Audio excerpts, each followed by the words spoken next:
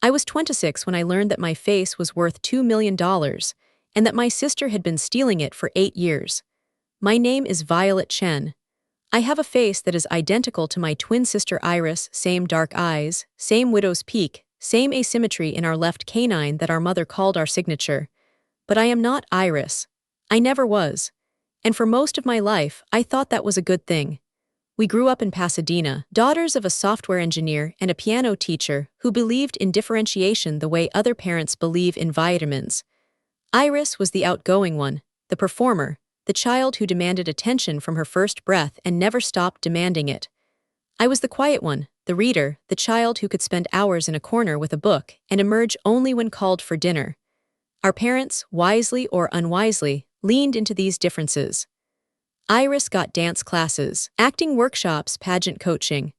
I got library cards, science camps, a telescope for my 12th birthday. By high school, we had become caricatures of ourselves, Iris the beautiful social butterfly, Violet the invisible brain. Boys asked Iris out and asked me for homework help. Teachers remembered Iris's name and called me the other Chen twin. Even our parents, loving and well-meaning, seemed to interact with us as types rather than people. Iris needs confidence, they would say. Violet needs to come out of her shell. As if confidence was something Iris lacked and shells were something I wanted to leave. What I wanted, what I have always wanted, was to be seen as myself. Not as half of a set, not as the shadow of my sister, not as a before picture to her after. Just Violet, just me. Iris wanted something else. She wanted to be seen, period. And by the time we were 18, she had discovered that being seen was a currency you could spend. It started small, as these things do. We were freshmen at different colleges, Iris at USC for communications, me at Berkeley for pre-law. She called me one weekend, breathless with an idea. V, I need your help. I'm trying to build my Instagram and I need content. Can you send me some photos? Like of you studying, traveling, whatever. I'll tag you as my twin sister. Lawyer, it'll be so cute, people love twins. I didn't see the harm. I sent her a photo from my dorm room, another from a hike in Tilden Park. She posted them with captions about sister time and my other half. Her followers, a few thousand then, responded with heart emojis and comments about how beautiful we both were. It felt harmless. It felt like connection. It wasn't. By sophomore year, Iris had learned to edit. Not just filters, real editing. The kind that could remove a background, change a location, alter a context. She began using my photos more frequently, always with adjustments. A photo of me at a coffee shop in Berkeley became Iris studying for finals at my favorite LA spot. A photo of me at a friend's beach house became Iris' weekend getaway with the girls. She never asked anymore, she just took from our shared Dropbox, the one our mother had set up for family photos and repurposed. I noticed, but I didn't confront her.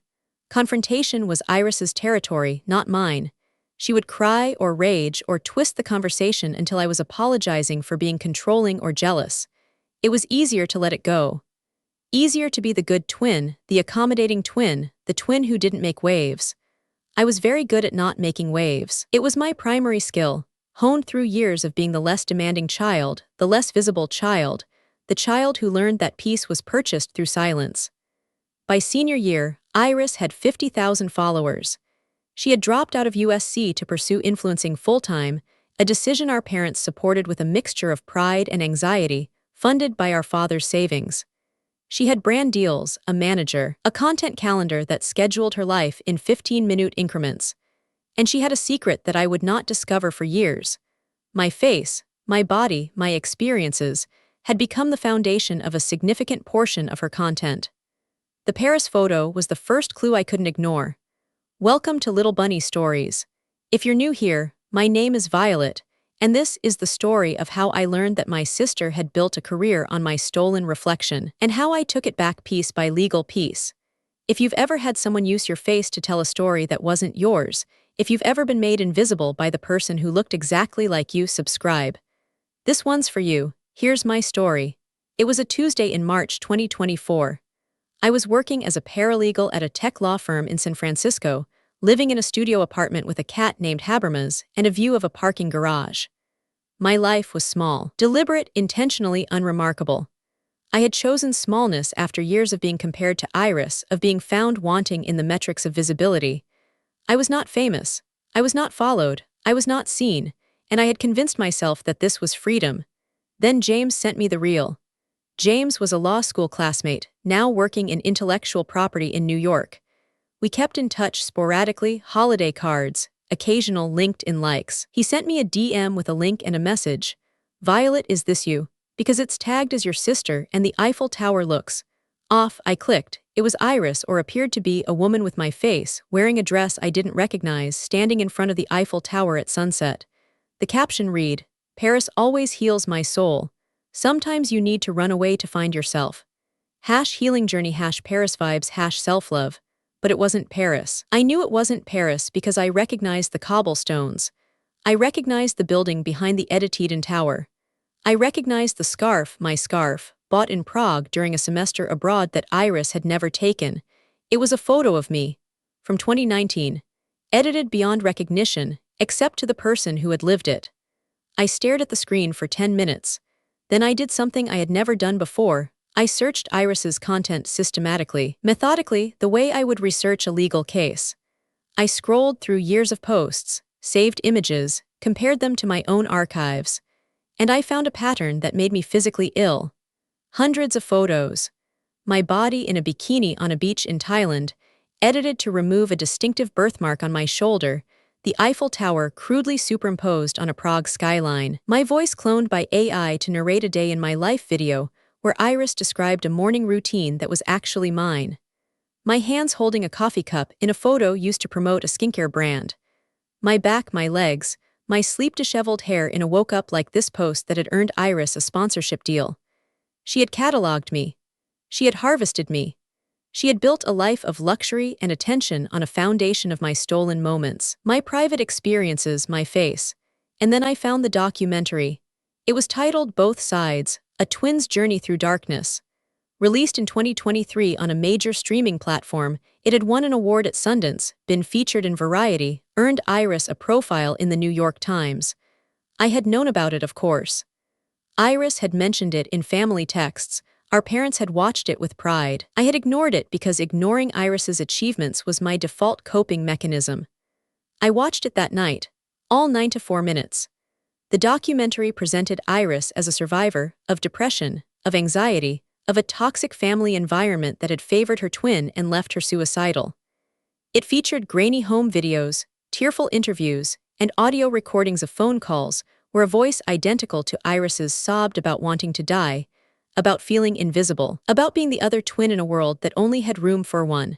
It was my voice, my sobs, my words from calls with my therapist, Dr. Morales, during my junior year of college when I had been struggling with anxiety and the suffocating comparison to Iris's rising fame. Iris had recorded me, had intercepted my private communications, had edited my pain into her narrative, had won awards for a performance of suffering that was actually mine. The documentary ended with Iris on a beach at sunset, looking directly at the camera with my face, my eyes, my widow's peak. "I survived," she said. "I survived being the invisible twin, and now I'm visible for both of us." I vomited into my kitchen sink. Habermas watched from the counter, unconcerned, as I heaved until there was nothing left. Then I sat on my bathroom floor and I cried, not the performative tears of Iris's documentary, but something uglier, more violent, the grief of a person who has just learned that their own sister has been wearing their skin. The next morning, I did not call Iris. I did not call our parents. I called in sick to work, opened my laptop, and began to build a case. I was not yet a lawyer. I had passed the bar 6 months earlier but had not found a position. Tech law firms wanted experience. Public interest jobs paid less than my paralegal salary, and I was still telling myself that I was waiting for the right opportunity. What I had was a law degree, a paralegal's access to legal databases, and a rage so cold it felt like focus. I started with the evidence. Every photo Iris had posted that was actually me, I screenshotted, archived, compared to my own originals with timestamps.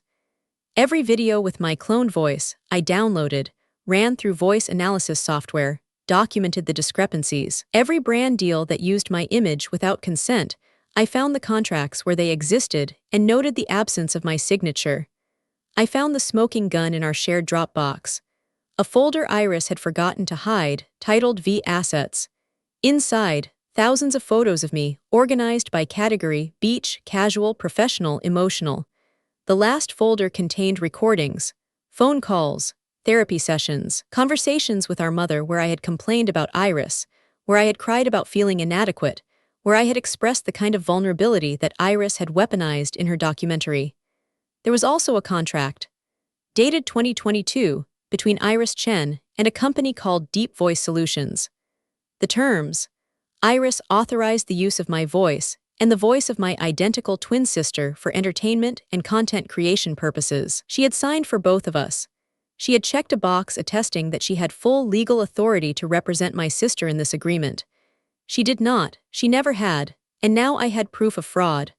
I took my evidence to my boss, a partner at the firm named Sarah Chen, no relation, she joked, though she had heard me mention my sister.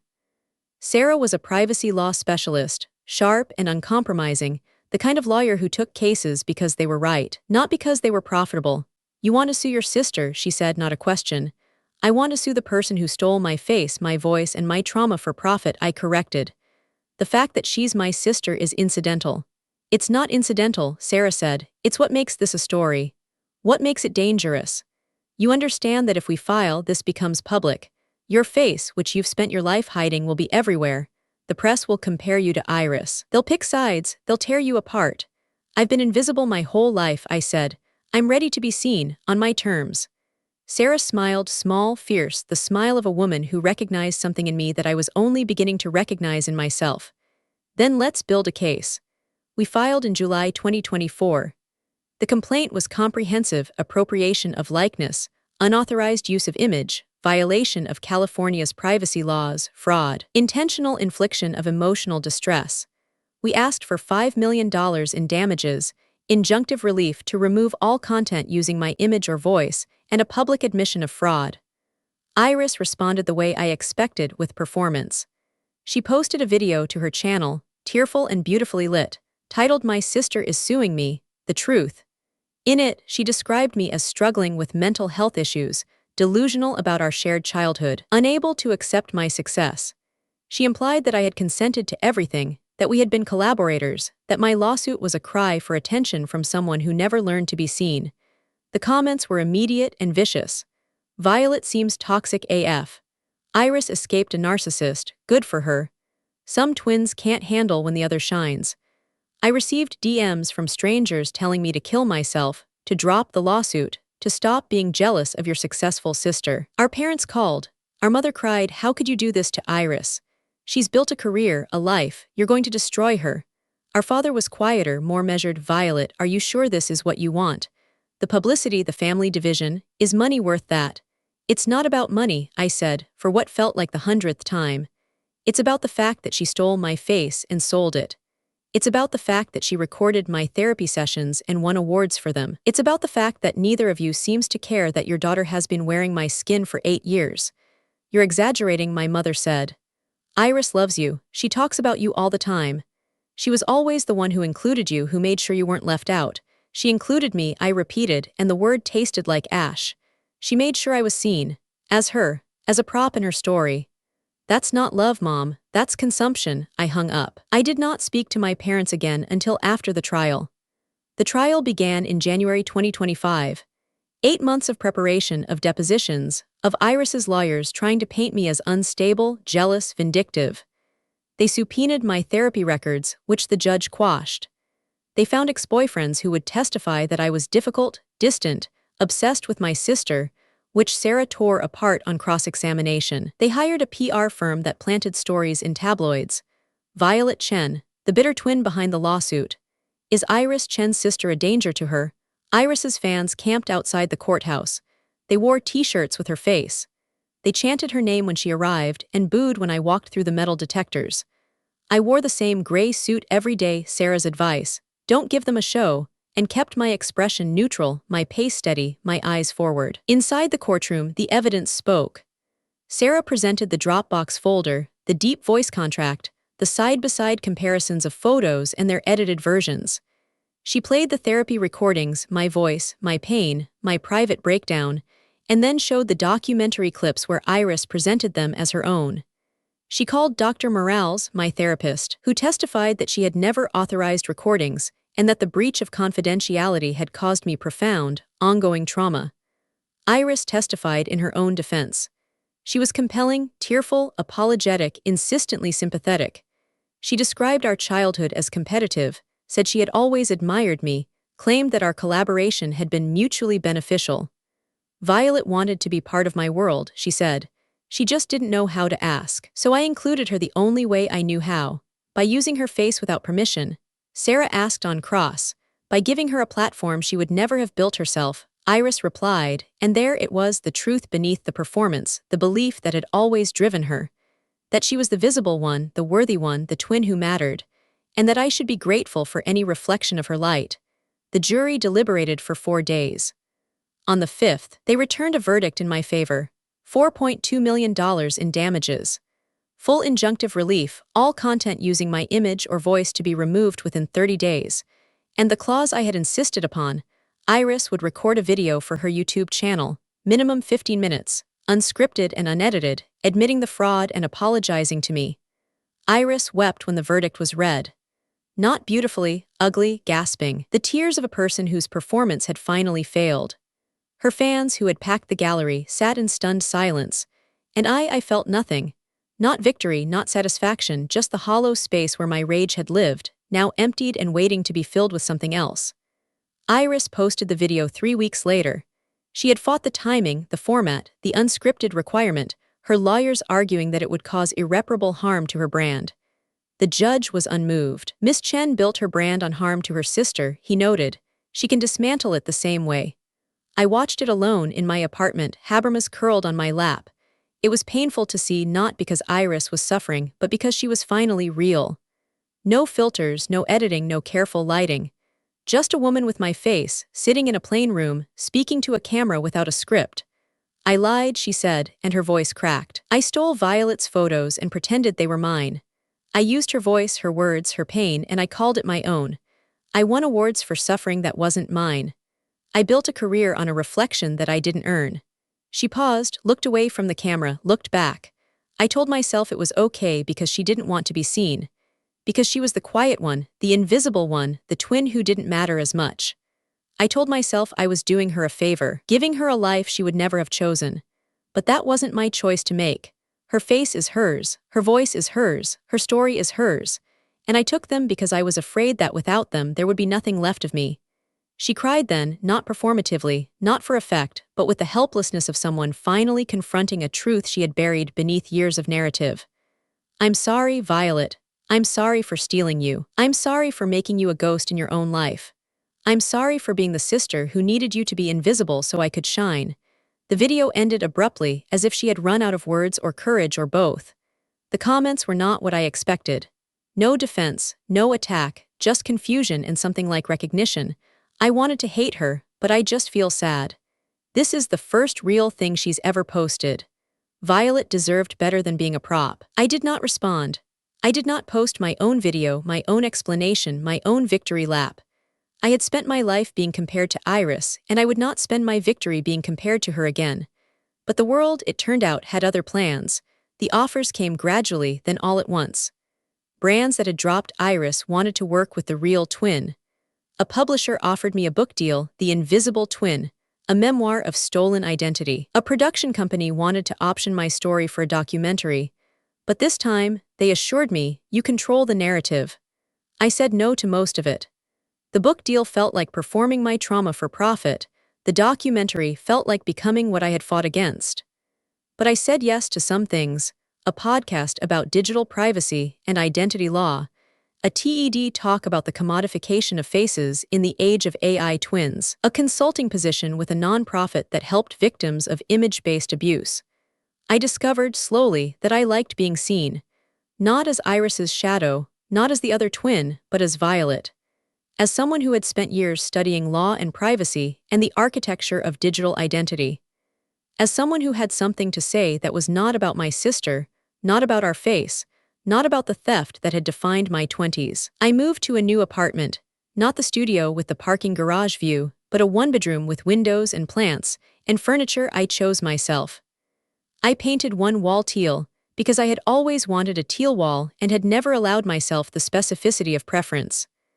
I hung art, not the generic prints that came with furnished apartments, but photographs I had taken myself, of buildings and shadows and the kind of ordinary beauty that doesn't need an audience. And on one wall, I hung a photograph of Iris and me at 7, before the differentiation, before the pageants and the science camps, before one of us became the pretty one and the other the smart one. We stood on a beach in Santa Monica, holding hands, squinting into the sun, identical in every way that mattered. I did not burn it. I did not frame it in gold. I just hung it, where I could see it every day as a reminder that we were once just girls, that the face we shared was never meant to be owned, that one of us chose to steal and the other chose to reclaim, and neither choice was inevitable. I am Violet Chen. I am 27 years old. I am a lawyer now, finally, working in digital privacy and identity rights. I am married to no one, partnered with my cat, building a life that is small and specific and entirely mine. I do not speak to Iris. I do not speak to my parents, who chose her performance over my truth and have never apologized for it. But I speak to Ethan, my brother-in-law, Iris's ex-husband, who left her during the trial, who sends me recipes and book recommendations and occasional texts that say simply, "I see you. I see you." 3 words that Iris spent her life demanding and never earned. 3 words that I spent my life avoiding and finally learned to accept. I am seen, not because my face is identical to a famous person's, not because I won a lawsuit or gave a TED talk or became a symbol of something larger than myself. I am seen because I chose to be, because I stopped hiding in libraries and shadows and the comfortable invisibility of being the other twin. Because I learned that visibility, like identity, is not something you inherit or steal. It is something you claim. See you in the next story.